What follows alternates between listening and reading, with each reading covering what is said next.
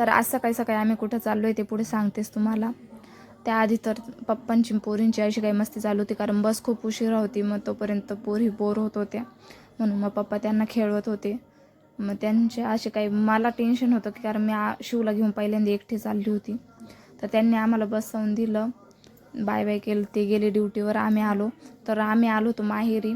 आम्हाला म्हणजे भरपूर दिवसाचं जायचं चाललं होतं, पण काही जमत नव्हतं. मग शेवट आज ठरवलं जायचं म्हणून मग सकाळी लवकर आवरून निघालो. तिथनं घरी पोचलो, कारण रस्त्यात मी काहीच, कारण शिव थोडी रडत होती. मग बाबांसोबत मस्ती करून झाली. तिथून संध्याकाळी आजीसोबत मस्ती. तर समोरच मंदिर आहे, तिथं गाणी चालू होते, त्याच्यामुळे आरू डान्स करत होती, शिव पण डान्स करत, तिला बघून उड्या मारत होती. आरूला प्रचंड डान्स आवडतो.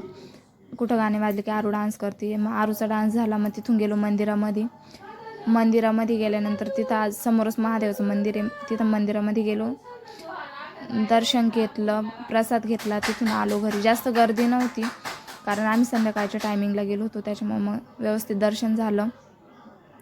तिथून घरी आल्यानंतर मम्मीने हे कौट फोडलं होतं. तर असं म्हणतात महाशिवरात्रीच्या दिवशी कौट खाल्लंच पाहिजे. मग ते कौट फोडलं, त्यात मग ती पिठी साखर टाकली होती, कारण आपली साधी साखर लवकर मिक्स नाही होत, म्हणून त्याच्यामध्ये पिठी साखर टाकली होती. ती लगेच पटकन एकजीव होऊन गेली. मग इथे कौट खाल्लं. कौट खाऊन मग संध्याकाळचा टायमिंग झाला. मग संध्याकाळी मम्मीच्या हातचे मस्त असे गरमागरम साबुदाणा वडे आणि दही एन्जॉय केलं. तर चला भेटूया पुढच्या ब्लॉगमध्ये. Bye, thank you.